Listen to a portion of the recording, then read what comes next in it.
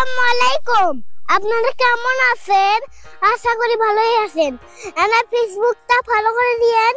এই তো কই ফেসবুক ফলো হয় না কেন? আপনারা ঈদ মোবারক। কালকে ঈদ, আপনারা ঈদ মোবারক শোনালাম। উডে কুরবানি, উডে কুরবানির গরু ওরে দিয়েই তো কুরবানি হবি। উড়ে নগের সামনে ওরে দিয়েই তো কুরবানি হবি। আর কোরবানি আপনারা দাওয়াত দিলেন, আসছে খাইয়েন।